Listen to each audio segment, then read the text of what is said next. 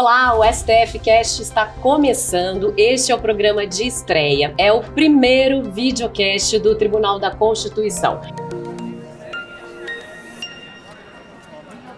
E a nossa ideia é aproximar você dos seus direitos fundamentais, da justiça e da democracia. Aqui, ninguém vai receber cachê, é tudo pela vontade, pela inspiração de aproximar o Poder Judiciário do nosso dia a dia. Eu sou Flávia Alvarenga, apresentadora da TV Justiça. E eu sou Flávia Martins de Carvalho, juíza ouvidora do Supremo Tribunal Federal, e estou aqui porque a ouvidoria é esse canal de diálogo entre o Supremo e a sociedade. E no nosso programa de hoje, a gente vai receber uma figura da música, uma cantora e compositora, ficou bastante conhecida nas transmissões diárias, ao vivo, durante a pandemia. Ela começou desde a infância com a música, mas o samba só despertou já na fase adulta. A gente recebe aqui no STF Cast a cantora e compositora Tereza Cristina. Oi, Tereza, muito obrigada pela sua presença aqui com a gente no STF Cast. Obrigada, Flávia. Obrigada, juíza Flávia. Flávia, muito obrigada. Flávias. A gente sabe que você começou na música já na infância, ouvindo do seu pai e da sua mãe. Sim. Mas despertar mesmo para compor e cantar foi somente depois. Queria que você falasse da questão da música na sua infância. Era mais um lazer, uma distração? Olha, eu acho que eu cantei antes de falar até, porque minha mãe arrumava a casa, lavava roupa. Minha mãe tinha 6 filhos, né? Ela ficava ouvindo música, ouvindo muito Roberto Carlos, Tim Maia, e eu imitava a minha mãe lavando roupa no tanque. Então tem umas músicas que eu ouço hoje em dia e me dá muita vontade de chorar, tipo, meu pequeno cachoeiro, vivo só pensando em ti. Porque eu lembro, é uma lembrança muito remota que eu tenho. Essas músicas antigas do Roberto, dos anos 60, eu sou de 68. Então eu peguei essa fase do Roberto meio melancólico, romântico, roqueiro. Tim Maia, Cassiano, as festas de família, assim. E aí eu lembro muito de cantar A Janela, a Proposta, Eu Quero Apenas tinha no meu livro de colégio.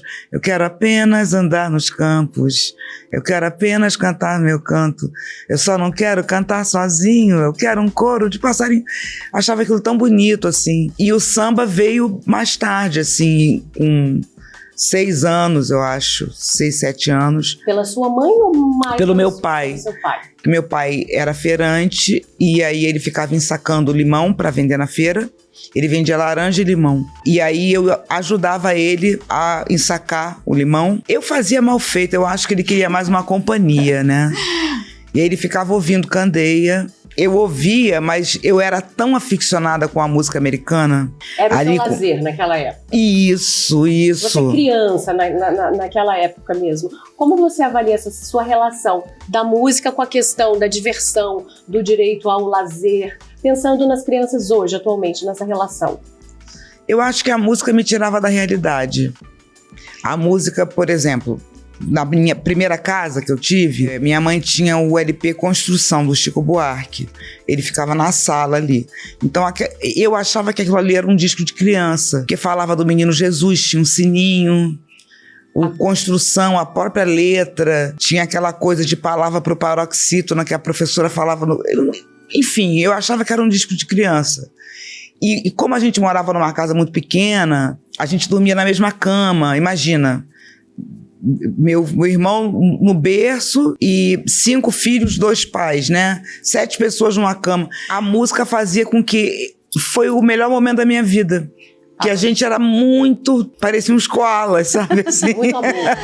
Era. Carinho, né? A gente percebe pela sua fala que houve muita diversidade cultural nesse seu processo de formação. Recentemente, inclusive, o Supremo fez um evento em parceria com o governo do Distrito Federal, que foi em comemoração ao Dia da Diversidade Cultural, né? E esse caldo de diversidade cultural fez parte desse teu processo de formação. Você percebe isso hoje, ainda nas nossas crianças, na infância de hoje? Como é que é isso para você?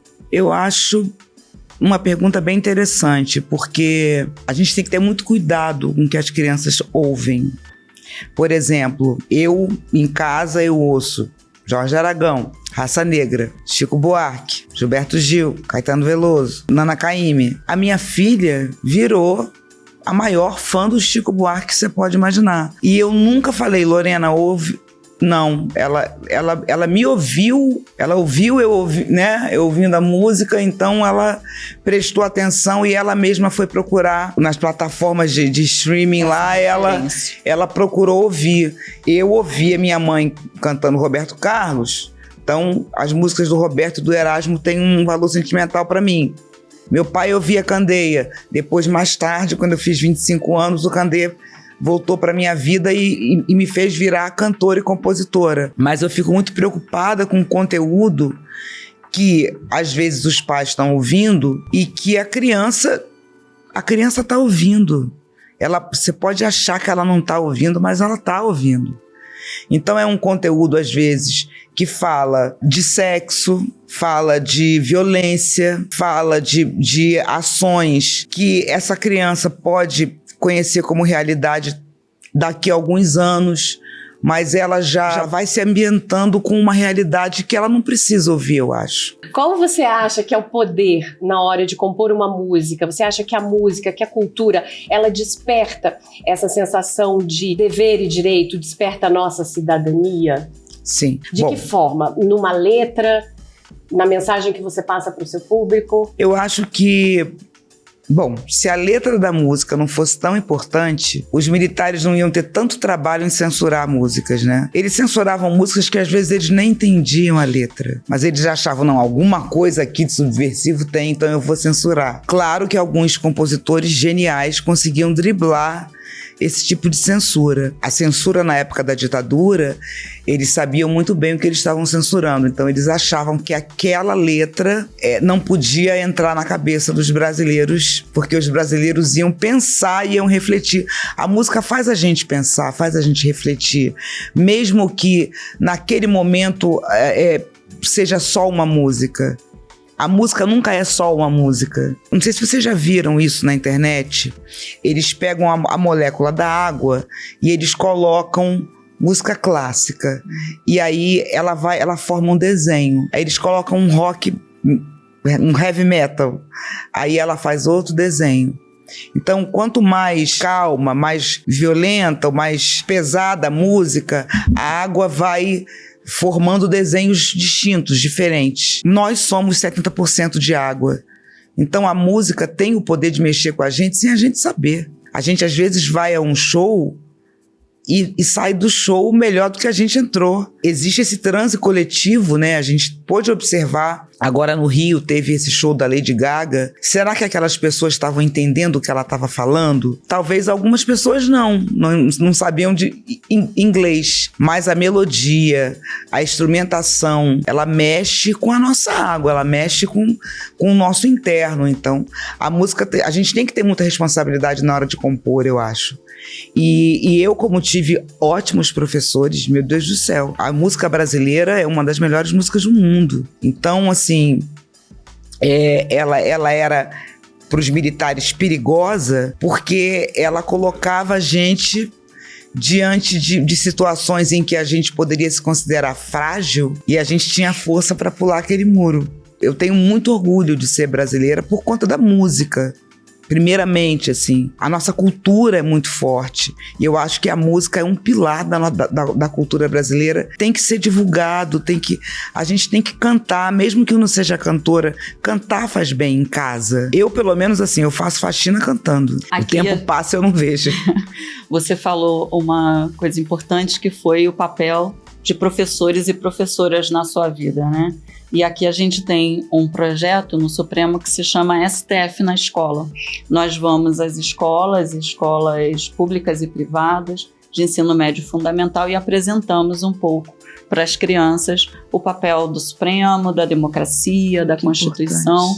E a gente faz um pouco esse diálogo. E você falou também da sua formação familiar e da importância, né, do que os adultos estão ouvindo em casa na formação das crianças. Então a gente percebe que esse processo de educação, ele não está só a cargo da escola também, não é? A gente sabe que Sim. a educação ela está a cargo da escola, também dos responsáveis e da sociedade como um todo. E aqui no Supremo a gente faz esse trabalho de levar noções de cidadania nas escolas. E o artista, como é que o artista atua nisso? Qual é o papel do artista nesse processo educacional? Você vê algum papel? O artista, como você se refere, se a gente for pensar no papel das redes sociais na nossa vida, né? Porque eu sou pré-rede social, eu tenho 57 anos, então eu tenho a noção do que era o meu país sem a internet, sem a rede social. Então, o que era artista para mim?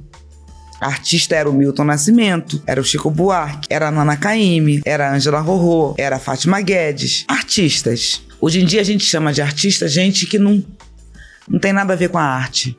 O que ela faz não tem, mas nem se aproxima da arte. E aí tem rede social, é chamado às vezes de influenciador, que é uma palavra muito perigosa, porque os meus influenciadores, por exemplo, foram professores que eu conheci na minha infância e que mudaram a minha cabeça. A importância do professor, você citou um pouquinho antes, por exemplo, eu tenho Dona Maria Tereza no primário, no 2º grau, Maria Lúcia, professora de História, e na UERJ, na Faculdade de Letras, Maria Helena Rouanet. Mudou a minha cabeça. Se essa mulher não existisse, eu era outra pessoa.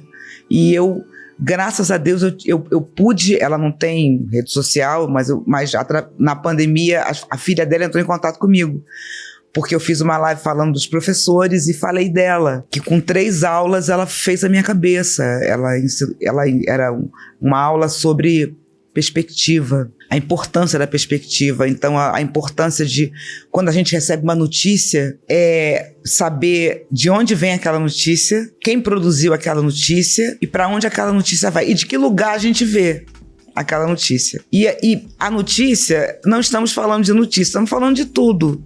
Então a perspectiva é tudo. De onde você enxerga um fato, isso vai determinar muito a sua reação, isso vai determinar muito a opinião que você vai ter sobre aquilo. E eu fiquei, assim, muito impactada com como que uma professora, sem escrever no quadro, sem pegar uma folha de papel, sentou e ficou durante 3 aulas falando sobre perspectiva.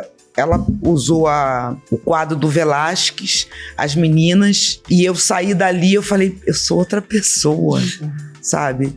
E isso é uma coisa muito... E eu acho que o artista, de verdade, o artista mesmo, ele tem essa capacidade de mexer com a gente e fazer a gente ser outra pessoa, sabe? Um artista plástico, com um quadro, ele pode botar você numa situação de, peraí, mas será que isso que eu penso, será que isso é verdade mesmo? Será que é só uma ilusão? Você acha que desperta um questionamento a respeito da vida, da percepção e daquilo que a gente... Vou puxar um pouco pro lado do direito, né? Do que é o nosso direito e a gente às vezes passa despercebido.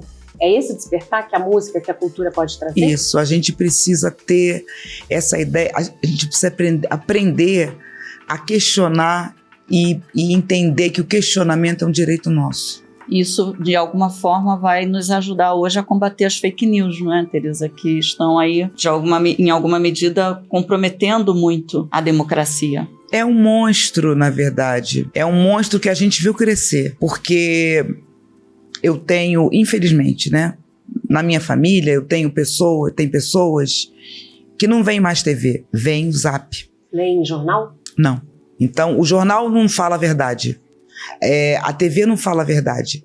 Quem fala a verdade é o velhinho do Zap. É aquela notícia que você quer tanto que aconteça que você vai botar ela pra frente porque você acha que você botando aquela notícia pra frente, aquilo em algum momento vai ser verdade. E isso é muito perigoso, porque isso vai crescendo de uma maneira que às vezes você cria situações onde você está completamente cercado de fake news. E aí você fica falando assim, gente, vou dar um exemplo aqui bobo, mas que na época da pandemia, as pessoas tomando remédio para verme para combater a Covid. Já que você falou dessa questão das fake news, da pandemia, Durante a pandemia, você fez várias transmissões ao vivo, transmissões diárias. Para você, qual foi a função daquela transmissão? Foi um acalento para o coração, para o seu, da sua mãe, e também foi para as outras pessoas, porque ali a gente tinha a questão da nossa saúde mental, a saúde física também, né? Queria que você falasse dessa questão do direito à saúde. Então, eu fiquei muito preocupada com a... respeito à saúde, né? Desculpa. Mas o nosso direito, e também que todas as outras pessoas respeitem, né?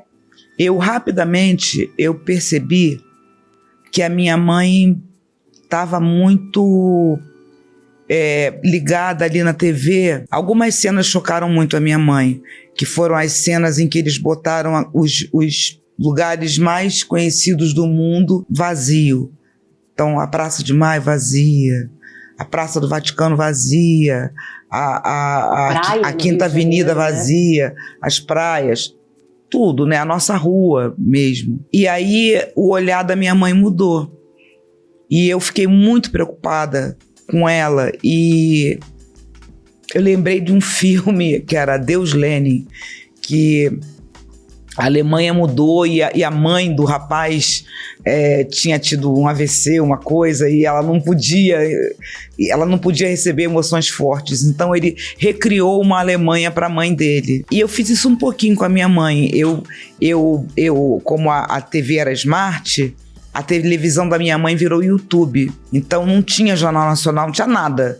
Tinha YouTube, com ela vendo vídeos do Roberto Carlos, do Zé Rodrigues, do Secos e Molhados, do Baiano e Novos Caetanos, programa de humor, Paulo Gustavo. Eu botava tudo que eu sabia que ela gostava. E aí eu percebi, né, todo mundo começou a fazer live e rapidamente as pessoas começaram a criticar as lives. Eu não aguento mais live. Isso com uma semana, tá, de pandemia. E aí eu falei, tá aí, eu sou muito contra. Eu falei, vou fazer live. Todo mundo tá falando mal, eu vou nessa. E aí fiz pra minha mãe. Então, as primeiras lives que nós fizemos, eu botei o nome de Jovem Lives de Domingo, que era brincando com Jovens Tardes de Domingo, e pra ela cantar o repertório dela, que ela gosta, né?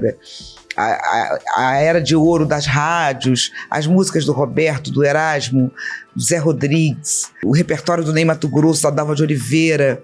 Foi muito curioso porque muita gente me agradece. Fala assim, você me ajudou a passar a pandemia.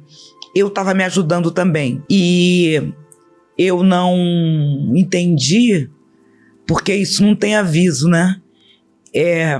Foram 1 ano e meio, né? 2 anos. Foram os últimos 2 anos que eu passei com a minha mãe consciente. E aí eu pude aproveitar a minha mãe o máximo que eu pude, porque a gente fazia, né, as lives domingo e durante a semana a gente escolhia o repertório.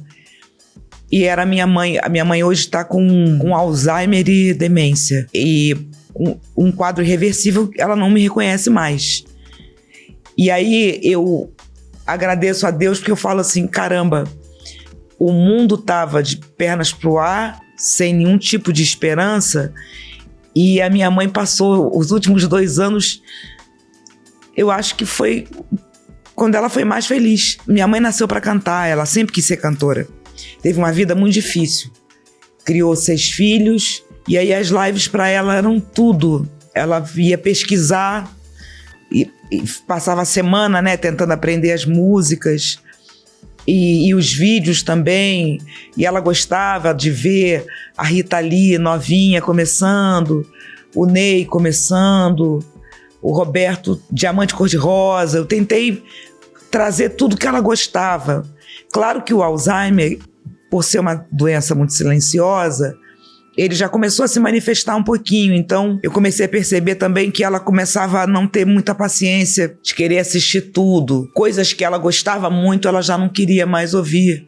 Então eu tinha que ficar toda hora renovando aquele repertório ali, sabe? O YouTube já estava viciado já.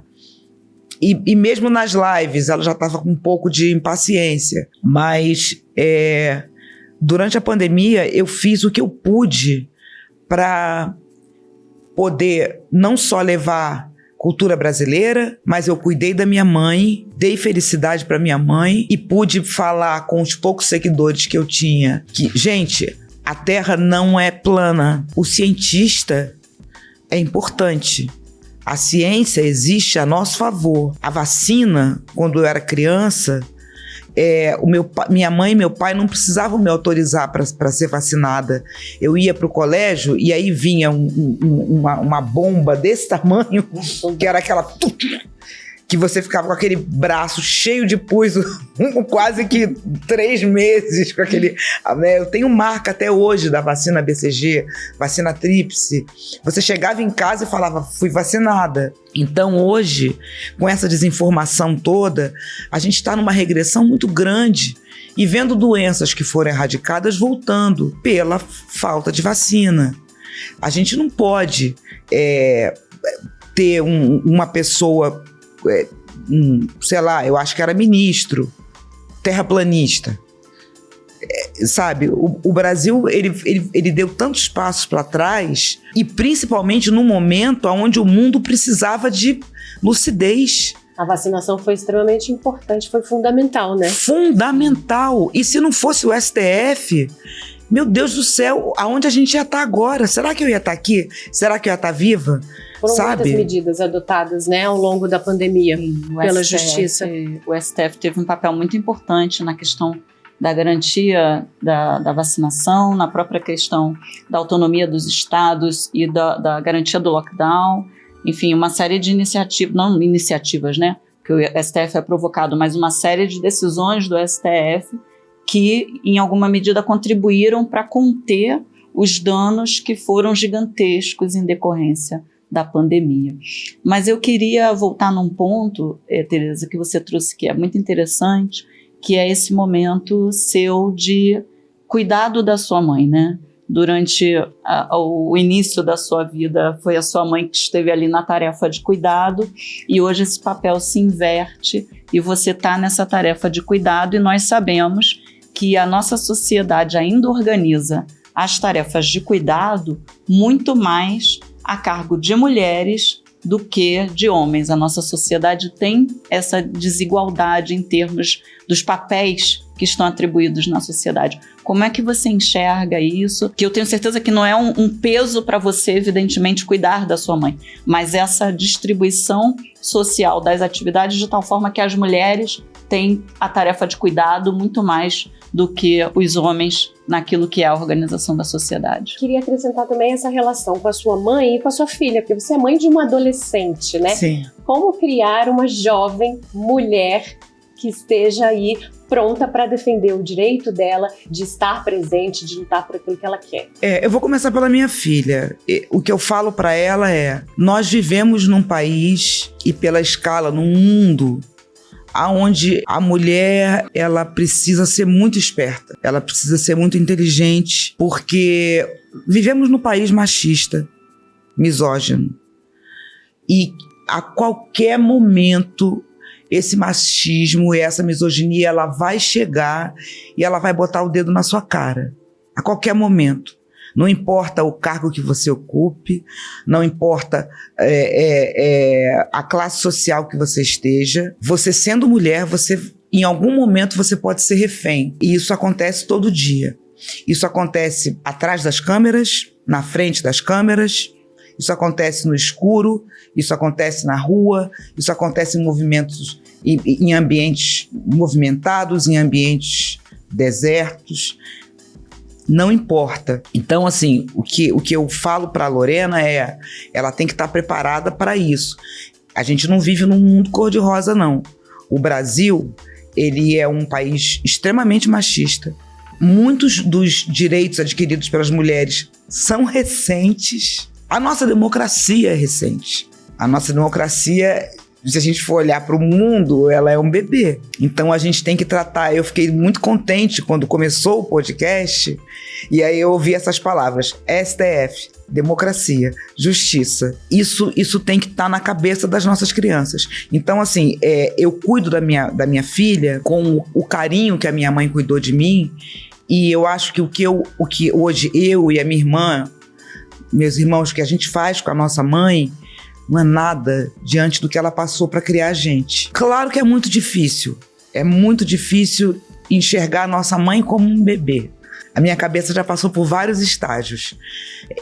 Meu primeiro estágio sempre foi o de chorar, porque é o automático. Depois o de conversar com Deus e falar o que eu faço. Depois entender que isso está acontecendo comigo, mas acontece também com muitas pessoas.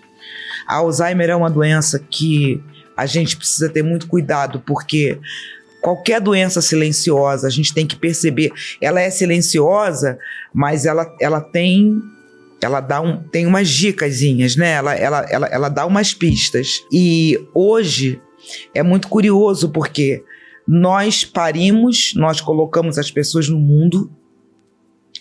A mulher, ela cuida da casa. Se ela trabalha, mas ela também tem uma casa para cuidar, ela também tem um filho para cuidar. Nós temos muitas casas com pais ausentes, muitos pais ausentes, e quem cuida dessas crianças quando o pai vai embora é a mãe ou a avó. E essa avó sobrecarregada, que cuida da filha, do neto, do bisneto, sem recurso, às vezes com uma aposentadoria, às vezes não tem, às vezes ela vai ali e faz o doce, ela vende comida, ela faz faxina, Gente, eu fico imaginando a vida, por exemplo, né? Uma mulher idosa que continua fazendo faxina, ela precisa ter vigor físico para poder trabalhar. Porque ela trabalhando, né?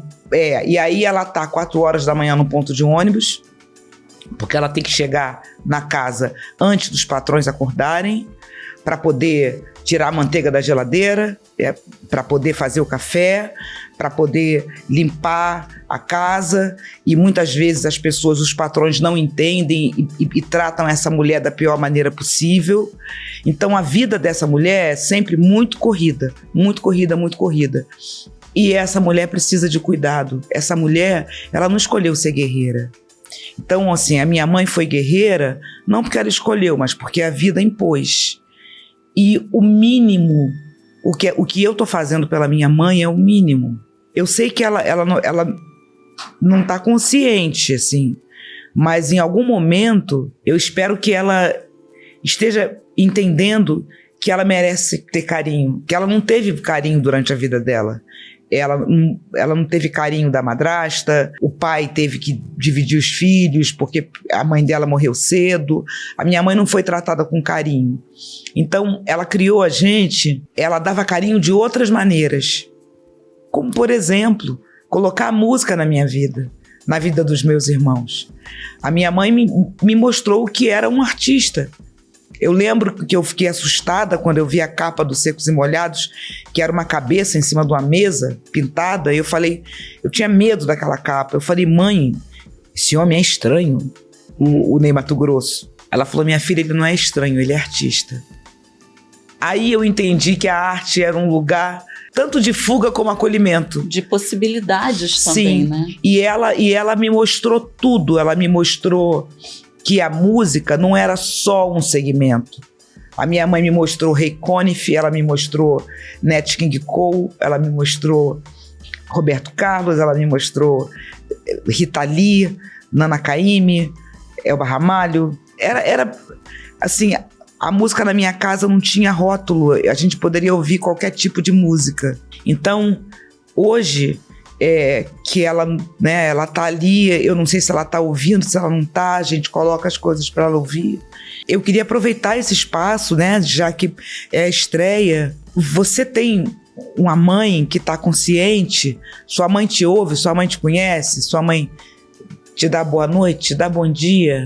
Cuida muito da tua mãe, dá muito carinho pra tua mãe, porque a tua mãe te deu muito carinho quando você nem entendia o que era isso. Então, é claro, assim, a gente tá... eu tô aqui em Brasília, né? Aqui em Brasília a gente tem um STF, a gente também tem um Congresso Nacional, a gente tem um Senado, a gente tem pessoas muito cruéis, a gente tem homens terríveis. Eu nunca imaginei que houvesse tanta maldade num país tão bonito, num país tão rico, mas a gente tem muita gente malvada. Então a gente precisa criar os nossos filhos sabendo que existe o belo, que existe o refúgio, existe a cultura, mas a gente também tem que se enriquecer culturalmente, a gente tem que entender as leis, procurar entender o mínimo de direito do cidadão. Acho que precisa de mais avanço na questão da gente como cidadã, exigir o meu direito ou cobrar o direito da minha mãe de ter um acesso à saúde, de ser bem tratada, de ser cuidada, de não ter violência. De defender o SUS também, né? Porque muitas pessoas precisam do SUS, não têm condições e recursos financeiros para ter um tratamento de saúde para doenças mais sérias que não pelo SUS.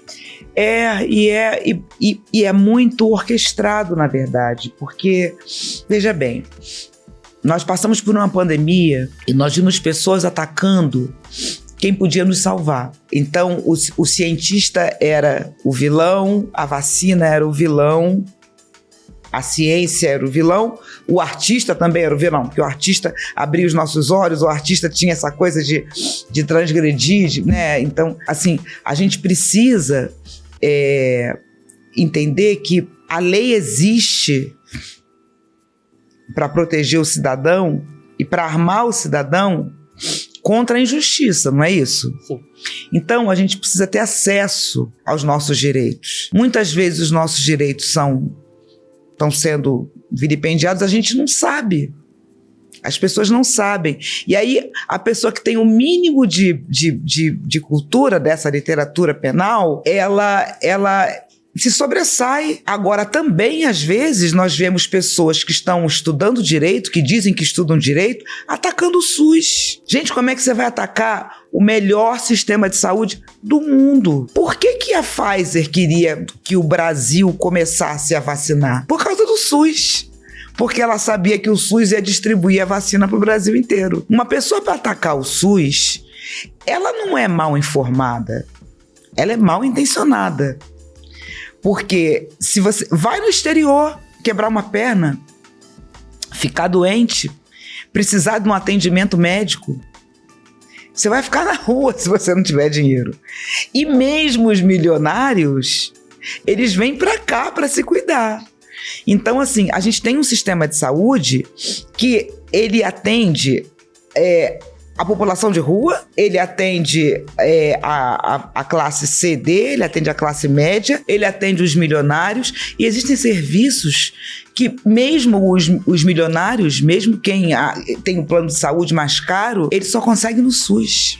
E isso tem previsão constitucional, viu, Tereza? Porque a Constituição assegura esse direito à saúde por meio do SUS, que é o sistema que nós temos, de maneira ampla, exatamente de acordo com o que você está falando. Independe de contrapartida do cidadão. Uma pessoa que não tenha condições financeiras de contribuir para o sistema de saúde, para o Sistema Único de Saúde, ela ainda assim tem o direito de ser atendido pelo sistema, né? Até mesmo um estrangeiro que esteja no Brasil, se desmaiar no meio da rua, vai ter lá a ambulância da SAMU que vai levá-lo a um hospital público, ainda que depois ele possa ser transferido de helicóptero para um hospital da rede privada. Então veja que há essa universalidade do Sistema Único de Saúde para atender qualquer pessoa e garantir, então, cidadania e direito à saúde dessa pessoa. E é uma previsão constitucional, e daí a importância de se defender a nossa Constituição também. Porque se a gente ataca a nossa Constituição, a gente está atacando esse tipo de possibilidade também, é claro, né? Então, esse tripé, né, que foi falado aqui bem no início, né? Constituição, Justiça, Supremo Tribunal Federal. Você falar que, eu não sigo a Constituição... Que tipo de cidadão você está querendo dizer que você é? Porque como é que você pode ser contra ao livro que determina os direitos que você tem como cidadão? E isso tá tudo ligado, é tudo interligado, né? A gente começou falando de fake news e viemos parar aqui. Que bom que a conversa da fake news terminou na Constituição, que é onde tudo deveria terminar. Começa e termina ali. Você falou de rede social, falamos de fake news, elas são coisas ligadas, né? Essa questão de rede social, eu queria linkar com a questão da educação. Você falou da sua filha, e que você foi educada também ouvindo músicas, né? Todos nós temos direito à educação. Qual a interferência que você avalia, do seu ponto de vista, como cantora, compositora, a arte? Qual a interferência positiva que pode ter? E você fez até uma crítica em relação às redes sociais. Queria falar disso de novo. Sim. O poder da música, da arte, nessa questão da educação, na formação das pessoas, no despertar da cidadania. E até como a arte dialoga com o direito, né? Com os direitos de um modo geral. Eu acho que a arte, primeiro, ela é... Eu posso falar da música, mas posso falar da arte em geral, assim. A primeira coisa que, quando a minha filha começou a escrever, foi tentar colocar o hábito da leitura nela. E eu vejo muitas mães com dificuldade de fazer o filho ler do lado do seu filho. Porque o seu filho vai fazer o que você fizer. Ele vai fazer exatamente, por exemplo, eu tomo banho ouvindo música. A minha filha toma banho ouvindo música porque ela me viu fazer isso. Então, se eu sentar do lado da minha filha e começar a ler um livro, por mais que ela esteja no celular, em algum momento ela vai querer fazer o que eu estou fazendo, mesmo que involuntariamente. Eu acho que a música, ela tem um poder mais direto, né? mais imediato, porque ela mexe com o cidadão de um jeito. E nós temos muitos... Nós temos um cancioneiro popular que coloca a gente em vários lugares e que pode educar todo tipo de criança, todo tipo de criança. A gente tem artistas, compositores de todos os gêneros musicais que são capazes de colocar as nossas crianças, ou os nossos filhos adolescentes, de colocar a gente num lugar em que a gente esteja preparado para as descobertas, preparado para a vida. A música eu acho que prepara a gente para a vida. Meu Deus, eu seria outra pessoa se eu não conhecesse Chico Buarque na minha infância. Se eu não conhecesse as músicas do Belchior na minha infância. Eu queria entender. Eu lembro que eu ouvia e falava, meu Deus, esse rapaz latino-americano sem dinheiro no banco. Eu ia perguntar à minha mãe. E aí, algumas coisas ela sabia responder, outras coisas não. Por exemplo, tem uma música do Chico Buarque que ele fala que a mãe vai ficando com o vestido cada dia mais curto. Eu falei, mãe, por que o vestido dela tá ficando curto? Ela falou, porque ela tá esperando um bebê. Mas eu não entendi, porque a barriga vai crescer.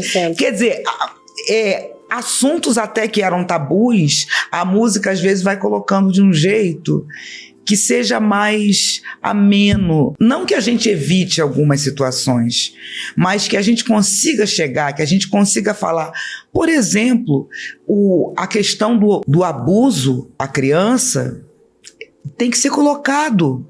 Porque o abuso acontece com pessoas próximas. Não é o velho do saco, né? Que a gente cresce falando, o velho do saco vai te pegar. Não é uma lenda popular, né? Uma lenda urbana. Não é uma pessoa distante que vai abusar das crianças.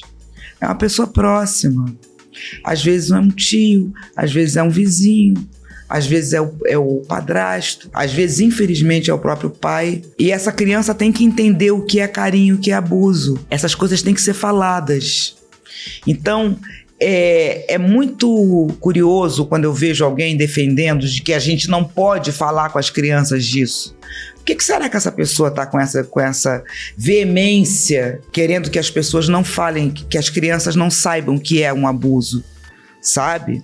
A criança tem que saber, porque às vezes o abuso pode estar começando e ela pode perceber. Porque criança é esperta, a gente nasce, é claro que a gente vai aprimorando o nosso cérebro, a gente vai aprimorando a nossa cabeça, mas muitas coisas a gente tem percepção, principalmente as crianças da classe C, D e E, elas são espertas, porque elas têm um instinto de sobrevivência muito aguçado. Então, a música, às vezes, ela dá um toque, ela dá um recado.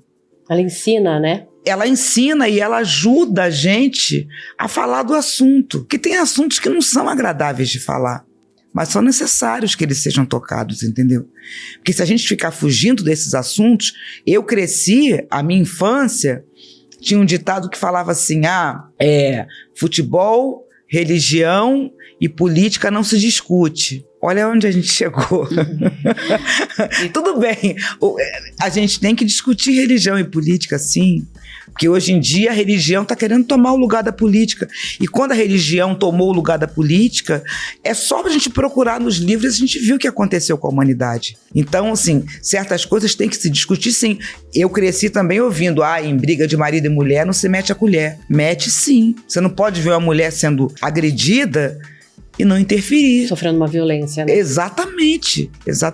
E é interessante isso que você traz, porque, de fato, se a gente não debate e não traz, né, a público, as pessoas naturalizam e parece que é assim, que isso é o normal da sociedade. Sobretudo nessa questão da violência doméstica e na violência de gênero também ainda muito presente na nossa sociedade, né, Teresa? Sim. Eu cresci ouvindo piadas. É muito curioso até, inclusive, porque, assim, as pessoas que eu conheci na minha infância fazendo piadas homofóbicas, fazendo piadas transfóbicas. Essas pessoas, elas têm um desenho político muito, muito definido. O que eu falo muito com a minha filha é assim, a gente não tem que culpar político nenhum pelo que aconteceu no Brasil. Eu acho que, às vezes, essas pessoas, esses políticos, eles tiraram de dentro dessas pessoas o que elas pensavam que era vergonhoso pensar ou fazer. O ralo já existia, a tampa só foi tirada. Então, certas pessoas tiraram de dentro dessas pessoas o que elas tinham de mais escondido. E quando eu era criança, as pessoas tinham vergonha de falar certas coisas e de admitir certas coisas. Ninguém admitia. Hoje em dia as pessoas falam isso como se fosse um troféu. Opinião, é a opinião, né? É, como se fosse opinião. E tem um outro aspecto interessante nesse tema das coisas que o Brasil nega, que as pessoas negam ainda, que é a questão do racismo, né? Tem uma escritora angolana que ela diz que o maior privilégio e merecido dela foi ter nascido no ano em que ela nasceu, porque a avó dela e a mãe dela não teriam a oportunidade de se tornarem escritoras como ela teve por ter nascido já numa década em que as mulheres e as mulheres negras podiam ler e escrever. No seu caso, você fala da sua mãe, que poderia ter sido uma grande cantora e que uma mulher negra e que ao seu tempo talvez não tenha tido essa possibilidade e esse reconhecimento. E como é que você enxerga também essa chaga que a gente ainda tem na nossa sociedade, que é o racismo? Você sendo uma mulher negra, uma cantora que hoje tem uma respeitabilidade, um reconhecimento e uma notoriedade, mas talvez isso não tivesse acontecido ao tempo da sua mãe, não trouxe essa possibilidade para sua mãe, mas talvez a sua filha vá ter outras oportunidades que a gente está pleiteando e construindo uma sociedade para que ela tenha ainda mais possibilidades do que as que você teve como mulher negra. Como é que você enxerga essa questão racial também na nossa sociedade? Você falou coisas bem importantes e eu sou pisciana, eu me perco um pouco. Eu vou começar com a questão do nosso privilégio, né? Do nosso momento ancestral. Então, assim, eu sinto que eu tenho privilégio que minha mãe não teve, que minha avó não teve, que minha bisavó não teve. Por exemplo, eu não sei quem foi minha bisavó. Isso me dói demais, porque eu tenho uma proximidade com pessoas idosas, assim, eu tenho muitos amigos idosos. São as pessoas que eu gosto mais de me aproximar. Estou fazendo um projeto agora com as velhas guardas do Rio de Janeiro. E são pessoas, assim, que eu considero o melhor tipo de amizade, sabe? Então, a minha geração, eu sou a melhor fase da minha ancestralidade. Então eu tenho o privilégio que a minha mãe não teve, que a minha avó não teve, que a minha bisavó não teve. E a minha filha é mais privilegiada do que eu, porque eu posso proporcionar à minha filha coisas que minha mãe não me deu. Então isso também é uma coisa que eu sempre falo para ela, que ela é privilegiada. Ela acha que não é, mas ela é. E ela já nasce com uma Constituição que diz que o racismo é crime. Isso. E aí tem uma coisa no Brasil muito curiosa. Você faz uma pesquisa e você pergunta: existe racismo no Brasil? 85% fala que sim. Aí você fala: você é racista?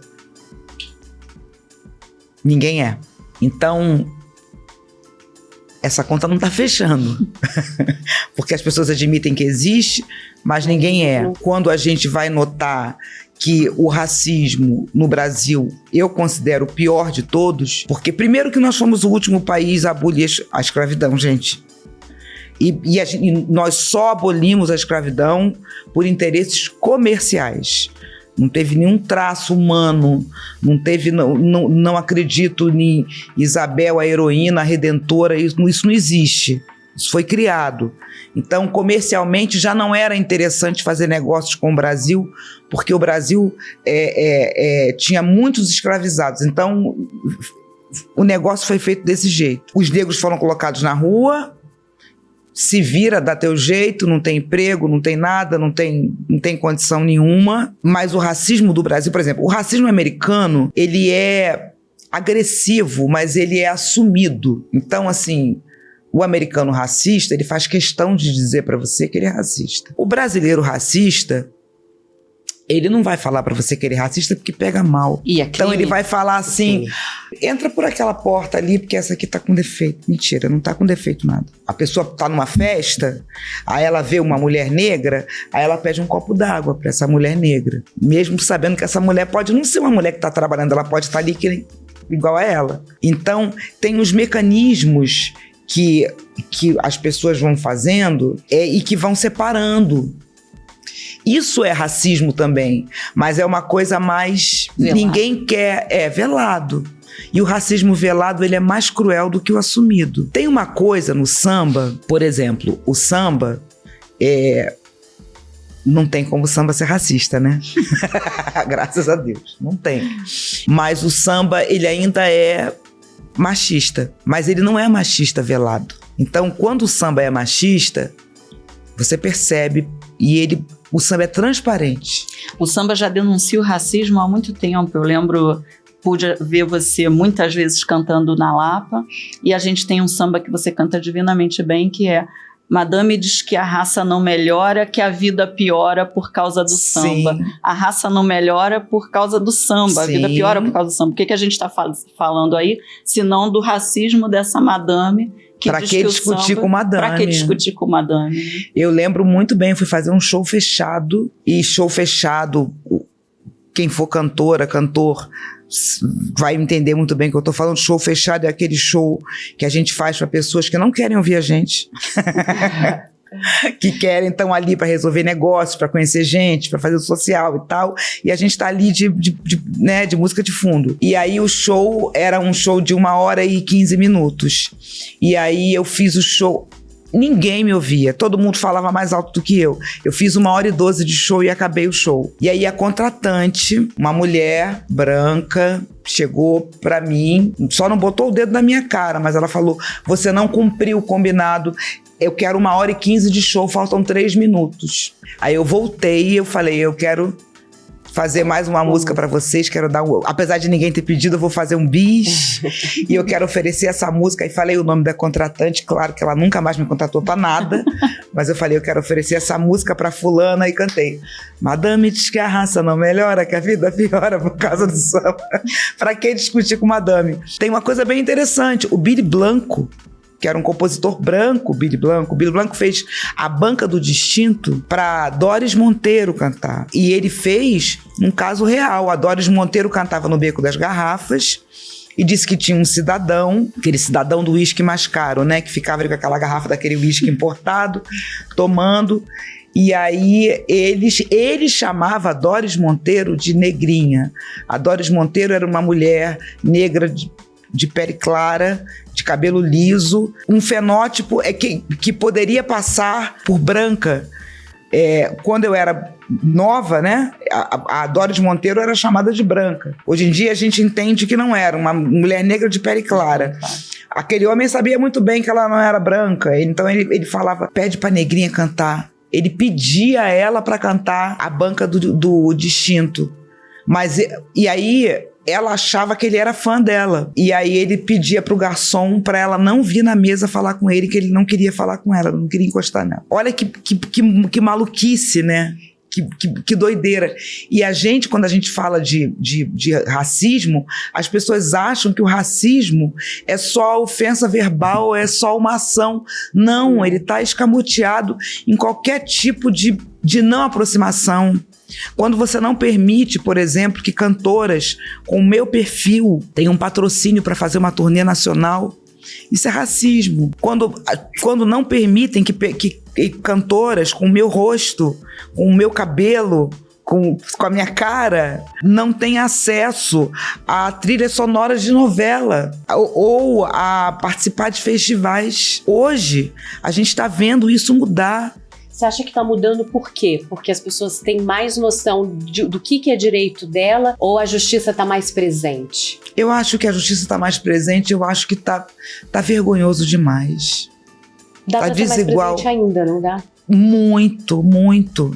Eu vi o documentário da Beth Carvalho, e a Beth Carvalho, ela colocou o fundo de quintal para cantar na estação da Carioca, que era a maior estação de metrô do Rio de Janeiro, e era onde passava o maior número de trabalhadores. E aí ela fez um show ela botou o fundo de quintal, Zeca Pagodinho e Jorge Aragão cantando para os trabalhadores na estação Carioca. Para a mídia, aquilo ali era o auge, aonde que o samba podia chegar. E aí o jornalista vai e pergunta a ela: e aí, Beth, o samba tá na TV, o samba tá na rua, o samba tá nas gravadoras, o samba tá nas rádios.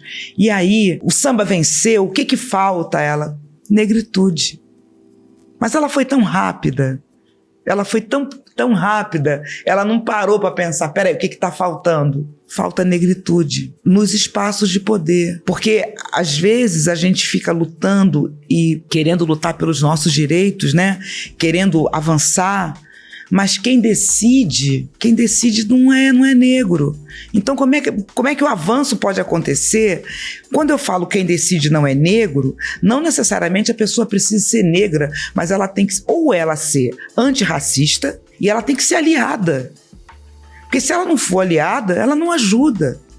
Ela não deixa o avanço acontecer. É uma emoção. Quais são os canais que você acha, Tereza, que podem aproximar as pessoas desses poderes? A gente está falando aqui do poder judiciário, né? Qual um canal você acha que você se sente próximo à justiça? A primeira vez que você veio aqui ao STF, você acha que as pessoas se sentem próximas e como melhorar essa conexão mesmo, né? Esse diálogo. Falo, gente, isso está no nosso dia a dia. Eu posso ter uma dúvida, eu posso ir lá conhecer, eu posso exigir o meu direito. Como é que eu faço para chegar lá e conversar com a juíza? Porque muita gente, né, tem a impressão de que o Supremo, que o Poder Judiciário, que as leis são questões muito distantes. Como que ela faz, e a gente está conversando aqui que muito percebendo que não, que é do cotidiano, deveria ser do interesse de todas as pessoas. A primeira coisa, vida longa a esse podcast.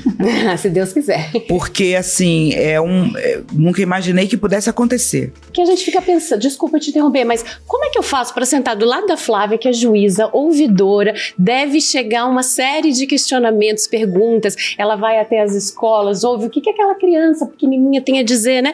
Às vezes a gente acha que não sabe nem como falar com ela. Por exemplo, a gente já tem isso com relação à juíza. E é uma juíza negra, a Flávia tem que estar em todos os colégios. Porque a criança de 5, 6 anos, 7 anos, 8 anos, tem que olhar para a Flávia e falar: e ali uma juíza? E aí vai ser normal para ela ver uma juíza negra. Não pode ser uma exceção. E mulher, né? E mulher. Quando a gente vê formandos de direito, a gente só vê homem branco, formandos de medicina, sabe? Esse quadro de formandos, ele tem que mudar. Ele tem que começar a dar uma colorida ali, porque não muda. A impressão que dá é que não muda. Quando eu sentei aqui e me falaram, você vai falar com 2 Flávias, Flávia apresentadora e Flávia juíza negra. Dá um negocinho aqui dentro, desculpa, mas dá. A gente pergunta, como eu posso falar com você? Então, assim, eu acho que esses cargos importantes, onde a representatividade acontece, tem que ser divulgado e essas pessoas têm que aparecer. Então a gente já até aproveita para dizer falar que a gente tem esse canal, né? Isso, no Supremo Tribunal Federal nós temos uma ouvidoria, foi criada em dezembro de 2023 na gestão do ministro Barroso, e esse canal de ouvidoria é aberto a toda a sociedade. Qualquer pessoa pode encaminhar para a gente reclamações, sugestões, pedidos de informação. Qualquer pessoa, criança, jovem, adulto, idoso, inclusive você falou do seu projeto com as velhas guardas, que são maravilhosas, né? E a gente sabe que a gente está aí numa semana, num período de comemoração das pessoas, né? Da questão das pessoas do Estatuto do Idoso. Das pessoas vai ser comemorado em junho, a conscientização, né, a respeito da violência contra os idosos. Sim. Gente, é um tema importantíssimo. E as velhas guardas? A felicidade dessas pessoas de subir num palco é uma coisa que eu não consigo descrever. Porque as pessoas costumam lembrar deles, né? Eles costumam ser lembrados no carnaval. O carnaval dura 3 dias. Quer dizer, se não for na Bahia. Mas o carnaval dura, uma semana. E aí você, durante uma semana, você é rei. Acabou essa semana, não tem trabalho. E eles têm muito o que mostrar. Imagina! Eles têm muitos sambas, eles têm história. A história das escolas de samba estão com eles. E aí, quando eu comecei com a Portela, que é a minha escola, fui Mangueira, Salgueiro e vou terminar com o Império Serrano. Mas é uma alegria imensa você ver o olhinho deles brilhando. Brilhando. Eu, por mim, eu fazia esse projeto correr o Brasil, sabe? Porque essa impressão de que você vai ganhando mais idade e você vai sendo colocado de lado... Você está colocando de lado a sabedoria, gente. Porque a gente não ganha só ruga e dor no ciático, não. A gente ganha sabedoria. Os anos ensinam a gente. Vamos deixar uma mensagem, então, de esperança, já que a gente mostrou que a gente começou falando de pandemia, fomos para um lado bom, falamos da ouvidoria, enfim... E chegamos nessa parte da velha guarda, né? E até inverter, né? Porque na ouvidoria a gente escuta as vozes da sociedade, a gente recebe essas manifestações de qualquer pessoa da sociedade. Então vamos aproveitar para a gente mandar uma mensagem de esperança para a sociedade por meio da Tereza. Eu acho que a gente tem que ouvir os mais velhos, sabe? No meu caso, né? Eu falo das velhas guardas do Rio de Janeiro. Eu sei que também que tem velha guarda em São Paulo, mas se a gente for ver, sair do litoral, a gente vai encontrar as guardas de Congo, em Minas Gerais, a gente vai ver o tambor de crioula no Maranhão, a gente vai ver o coco. Esses mestres, essas pessoas, elas sabem tanto e muitos estão indo embora e eles levam com eles um conhecimento oral que a gente não vai ter. Livro nenhum tem. Livro nenhum tem o conhecimento que tinha dentro da mente do Monarco, do Nelson Sargento, da Dona Ivone Lara, sabe? Então eu acho que essas pessoas, elas têm um conhecimento gigante e a gente precisa, além de dar carinho para elas, acolhimento, a gente precisa ouvir o que elas têm a dizer. Obrigada, Tereza. Muito bom a conversa, né? Excelente. Obrigada.